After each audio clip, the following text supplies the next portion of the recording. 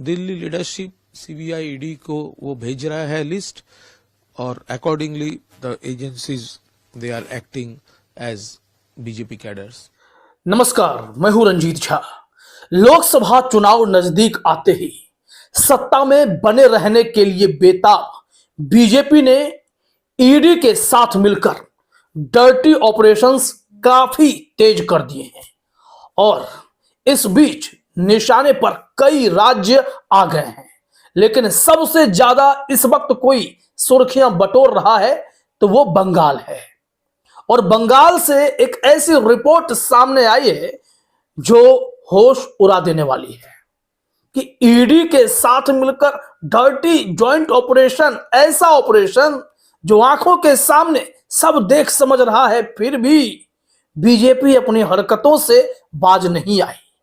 और वहीं दूसरी तरफ झारखंड के पूर्व मुख्यमंत्री हेमंत सोरेन को लेकर ईडी से संबंधित केस में अदालतों ने ऐसे फैसले दिए हैं जो हैरान कर देते हैं। ऐसा लगता है कि सिर्फ बीजेपी की ही चलेगी और बीजेपी के इशारे पर ही ईडी कुछ भी कर पाएगा।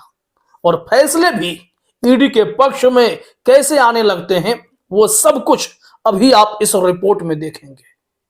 तो चौंकाने वाली जो खबर है वो हम आपको मशहूर फैक्ट चेकर मोहम्मद जुबैर के हवाले से बताने वाले हैं। उन्होंने बहुत ही बारीकी से बीजेपी और ईडी के डर्टी ऑपरेशंस को सबके सामने रखा है। मोहम्मद जुबैर ने एक ट्वीट किया, जरा आप भी अपने स्क्रीन पर देखिए। हमने कहा बंगाल बहुत ज्यादा टारगेट पर है। इसमें स्क्रीनशॉट में एएनआई के 2 ट्वीट्स हैं और इसमें जो बातें लिखी गई हैं उसके स्टेप आप समझ लीजिए।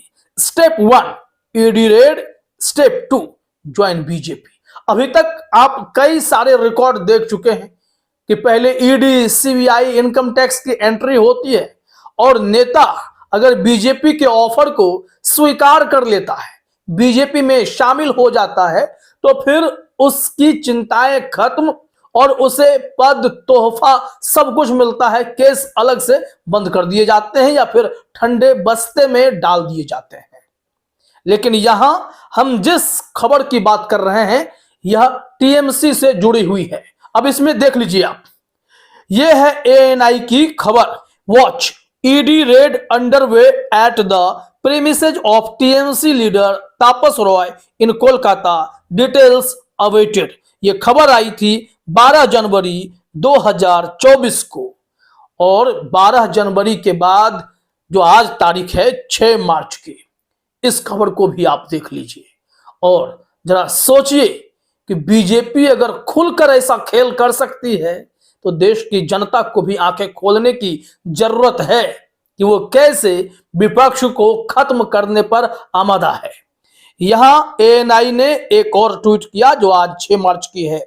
Watch West Bengal, former TMC leader Tapas Roy joined BJP today in the presence of West Bengal leader of opposition and BJP leader Suvendu Adhikari and West Bengal BJP chief Sukanta Majumdar at the BJP party office in Kolkata.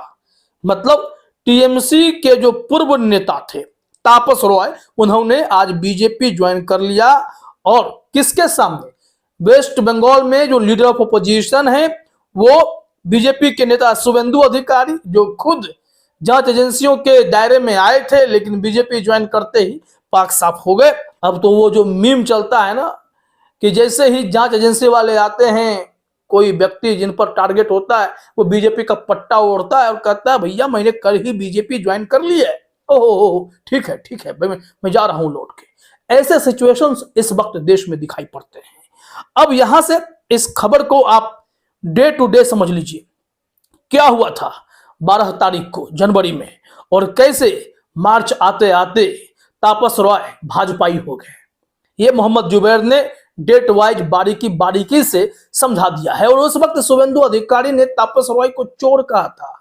चोर का घर में ईडी का रेड तो होगा ही, चोर है। Tapas Roy also involved in Baranagar municipal recruitment scam.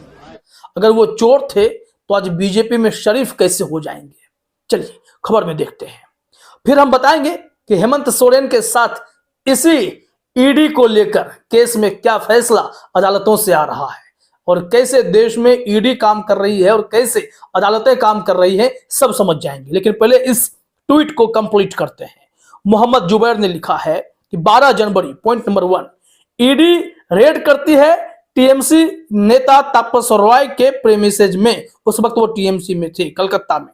और फिर देखिए पॉइंट नंबर 2 में कहा गया है 12 जनवरी को ही बीजेपी लीडर शुभेंदु अधिकारी कहते हैं कि जो चोर हैं उनके घर में ईडी रेड करेगी, क्योंकि जो बंगाल की जनता है, युवा है, वो चाहते हैं कि ऐसे लोग सलाखों के पीछे जाएं। फिर 12 जनवरी को ही अगला जो पॉइंट है, टीएमसी कहती है कि यह एक्शन जो है ईडी का पॉलिटिकली मोटिवेटेड है, स्क्रिप्टेड है बीजेपी के द्वारा।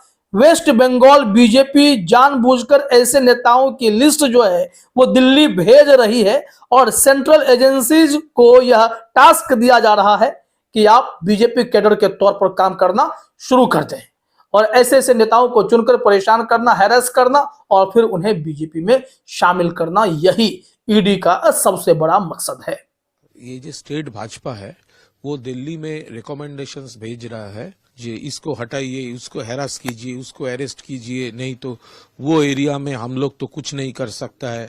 उसके बाद दिल्ली लीडरशिप सीबीआई ईडी को वो भेज रहा है लिस्ट और accordingly the agencies they are acting as BJP cadres. अब आइए मार्च 4 में क्या हुआ, पूरे एपिसोड को ही हम आपके सामने रख रहे हैं। मार्च 4 को बताया जा रहा है कि TMC MLA Tapas Roy tenders resignation from the post of MLA. और उसके बाद क्या होता है 5वें पॉइंट में देखिए 4 मार्च को ही on the resignation of TMC MLA Tapas Roy from his party West Bengal leader of opposition and BJP MLA Suvendu Adhikari says he is a very senior leader of our state, he is an ex-minister and has been a 4 or 5 time MLA.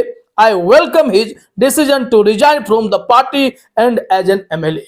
और वही शुभेंदु अधिकारी जो इन नेताओं को चोर बता रहे थे, उन्होंने कहा कि बहुत अच्छा कदम एक सीनियर लीडर के द्वारा है, उन्होंने इस्तीफा दे दिया, टीएमसी को छोड़ दिया।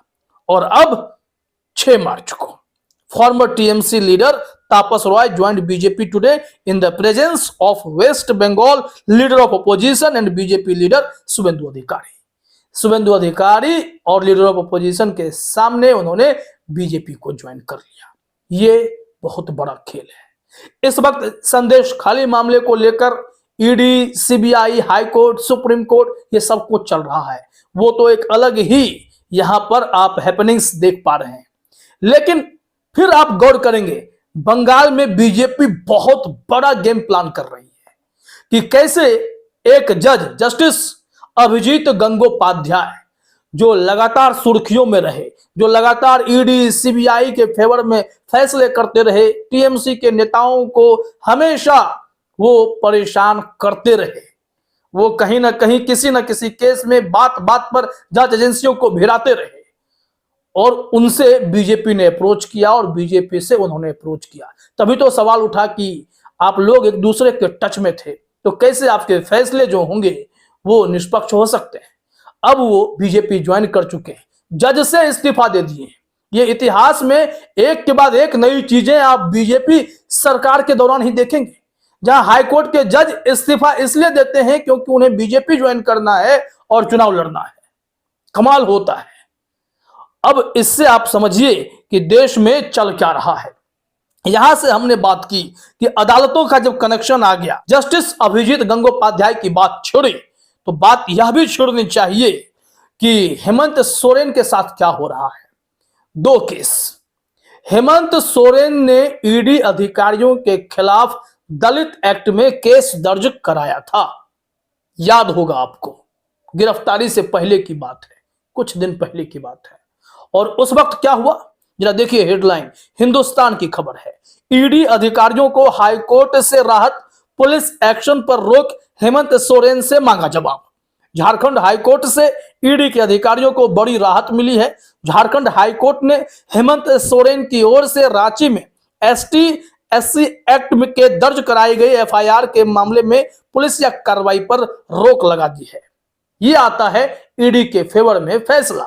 ईडी के फेवर में एक और फैसला दिखाते हैं आपको। हेमंत सोरेन के मामले में क्या हो रहा है।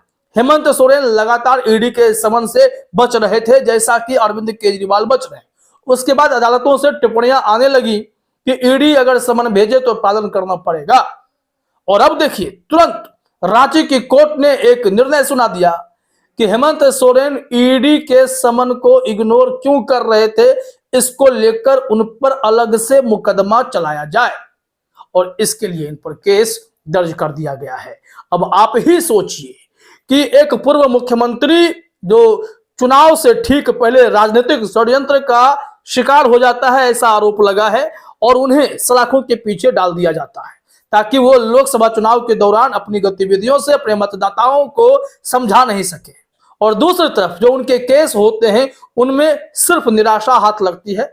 तो इसके इतर बंगाल में ऑपरेशन ईडी का ऐसा खेल है बीजेपी के द्वारा, ज्वाइंट ऑपरेशन ऐसा है कि जहां चाहे जैसे चाहे वहां पर इनके मन मुताबिक चीजें होती हैं। रेड करो, बीजेपी ज्वाइन कराओ, जजों को बताओ कि तुम्हें फैसला ईडी सीबीआई के फेवर में करना है और फिर इस्तीफा दिलवाकर चुनाव लड़वाने की स्थिति में लाकर खड़ा कर दो। तो जज हो या नेता हो, हर कोई बीजेपी के टारगेट पर है और हर किसी को बीजेपी ने ऐसे ऑफर दिए हैं कि ये लोग सब कुछ छोड़ छाड़ कर आ जाते हैं। अगर नहीं आएंगे तो सलाखों के पीछे चले जाएंगे।